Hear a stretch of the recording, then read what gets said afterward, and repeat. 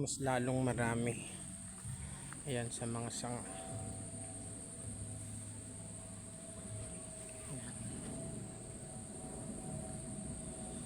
Doon. Ayan. Bunot ng nyug ang ginamit ko.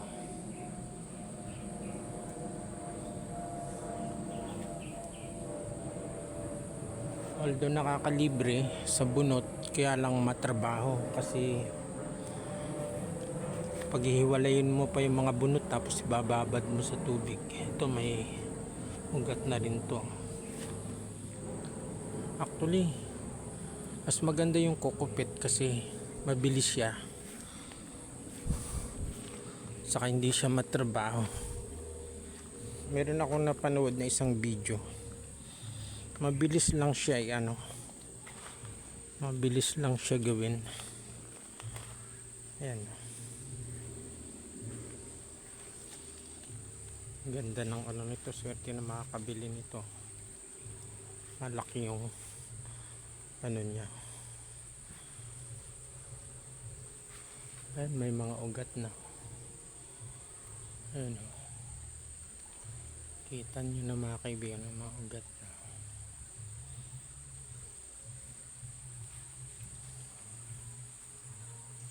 Ayan.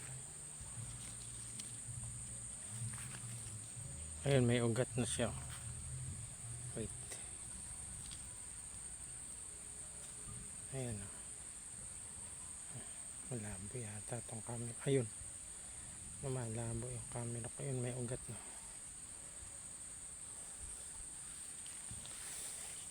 Pwede na palang i-transfer to.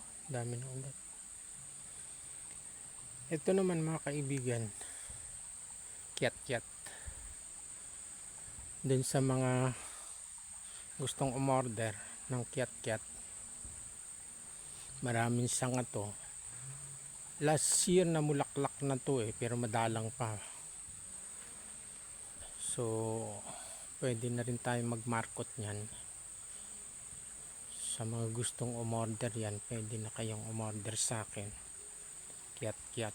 Yan yung maliliit na na kulay orange ang bunga, yung maliliit na matamis. Kiat-kiat. Mayroong dalawa tayong puno niyan. Yan. So kailangan ko palang ng hagdan rito pag nag-market.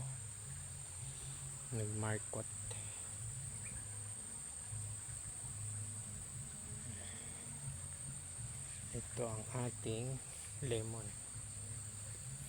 Ayan o. Ayan ito katatanim ko lang nito nung isang araw. May talbos na kagad o. May kumain yata.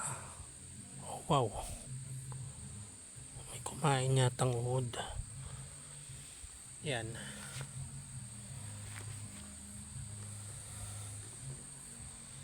Mabilis siya magtalbos. Mayroon na kagad siyang buko. Ito, isang puno. Isang pinaso. Nung isang araw ko lang tinanim yan. Mabilis lang ang Actually, yung isang puno na yan, bali 4 na puno yan. Aywan ko kung may 5 years na yan. Ito. Dito kasi marami akong kuhang mga sanga rito, kaya umiksi na siya, pero maraming sanga sa loob. Ito yung aking pinakamalaki talaga. Yan, continuous ang bunga niyan mga kaibigan sa loob ng yung buong taon. Tuloy-tuloy. Nakita nyo may bunga siya. Marami siyang bunga. Yan, di ba? Maraming bunga. Tapos mulaklak na siya. Ayan. Mulaklak na siya. Tuloy-tuloy siya. Hindi ko pa nakita to na walang bunga sa buong taon. Ayun, mas lalo yun doon sa taas. Teka, i-zoom natin para makita nyo. Yan Daming bulaklak. Ang dami ring bunga. Ayun.